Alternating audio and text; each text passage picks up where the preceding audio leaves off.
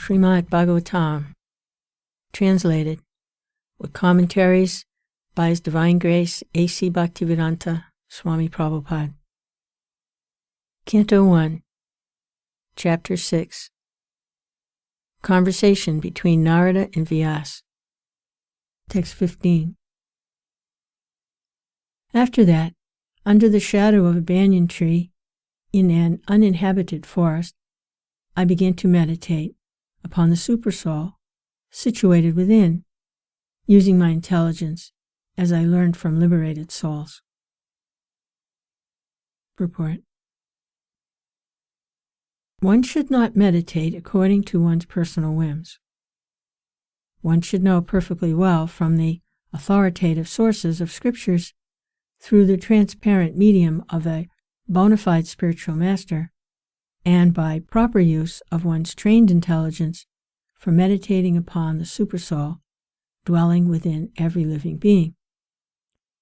This consciousness is firmly developed by a devotee who has rendered loving service unto the Lord by carrying out the orders of the spiritual master.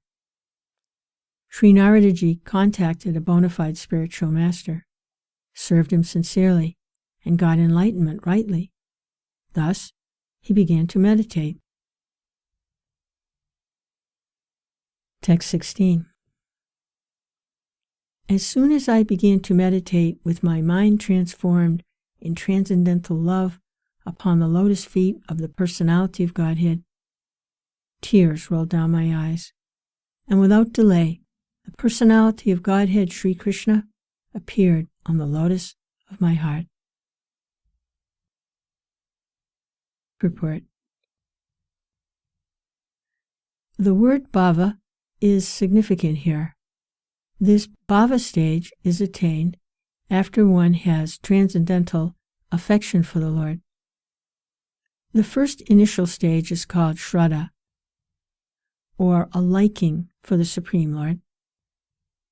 And in order to increase that liking, one has to associate with pure devotees of the Lord.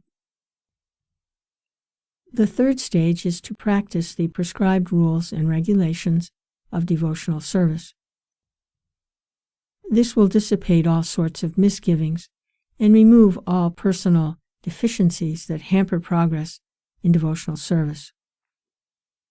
When all misgivings and personal deficiencies are removed, there is a standard faith in transcendental matter, and the taste for it increases in greater proportion. This stage leads to attraction, and after this there is bhava, or the prior stage of unalloyed love for God.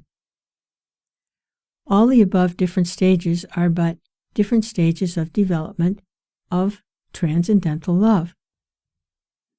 Being so surcharged with transcendental love, there comes a strong feeling of separation, which leads to 8 different kinds of ecstasies. Tears from the eyes of a devotee is an automatic reaction. And because Sri Narada Muni in his previous birth attained that stage very quickly after his departure from home, it was quite possible for him to perceive the actual presence of the Lord, which he tangibly experienced by his developed spiritual senses without material tinge. Text 17. O Vyasadeva, at that time, being exceedingly overpowered by feelings of happiness, every part of my body became enlivened. Being absorbed in an ocean of ecstasy, I could not see both myself and the Lord. Purport.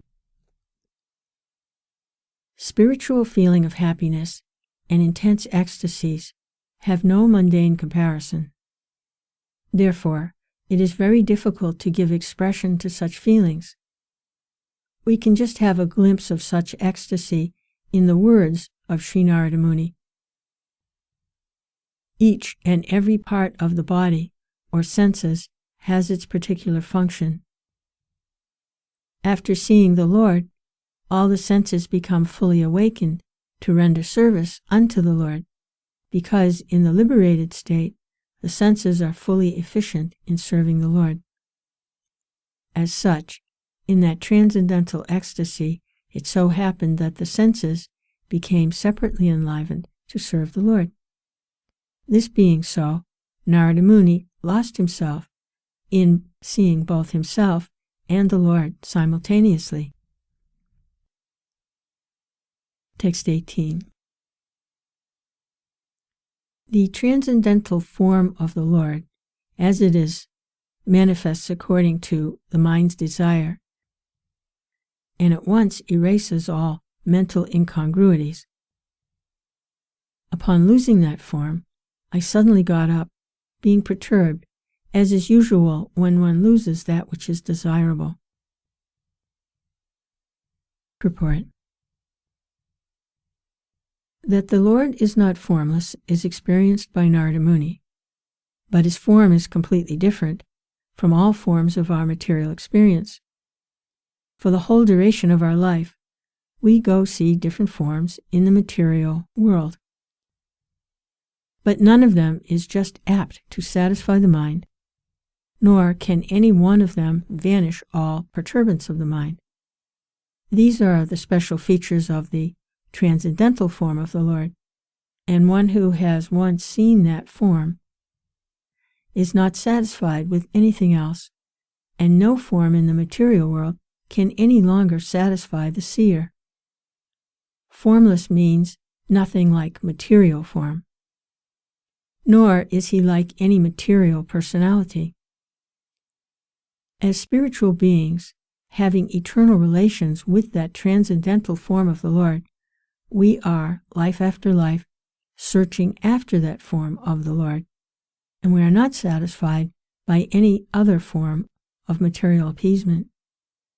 Narada Muni got a glimpse of this, but, having not seen it again, he became perturbed and stood up all of a sudden to search it out.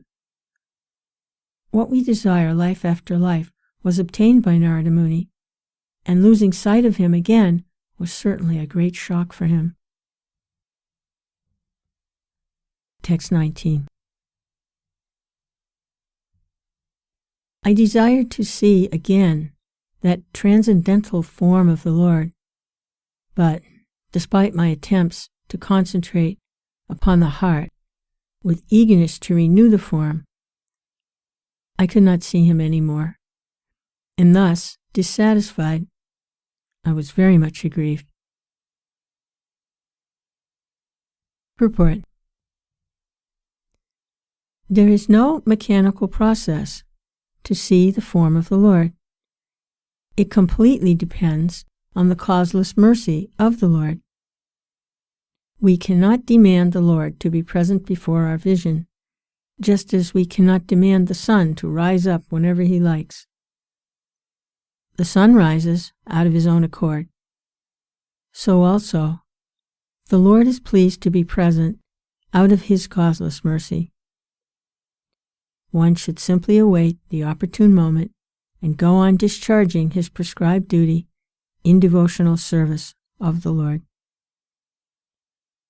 Narada Muni thought that the Lord could be seen again by the same mechanical process which was successful in the first attempt.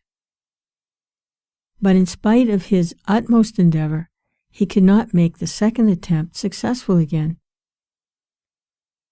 The Lord is completely independent of all obligations. He can simply be bound up by the tie of unalloyed devotion. Nor is he visible or perceivable by our material senses. When he pleases, being satisfied with the sincere attempt of devotional service, depending completely on the mercy of the Lord, then he may be seen out of his own accord. Text 20. Seeing my attempts in that lonely place, the Personality of Godhead, who is transcendental to all mundane description, spoke to me with gravity and pleasing words, just to mitigate my grief. Purport. In the Vedas, it is said that God is beyond the approach of mundane words and intelligence. And yet, by His causeless mercy, one can have suitable senses to hear Him or to speak to Him. This is the Lord's inconceivable energy. One can hear Him upon whom His mercy is bestowed. The Lord was much pleased with Narada Muni, and therefore the necessary strength was invested in him so that he could hear the Lord. It is not, however, possible for others to perceive directly the touch of the Lord during the probation stage of regulative devotional service. It was a special gift for Narada. When he heard the pleasing words of the Lord, the feelings of separation were to some extent mitigated. A devotee in love with God feels always the pangs of separation and is therefore always enwrapped in transcendental ecstasy.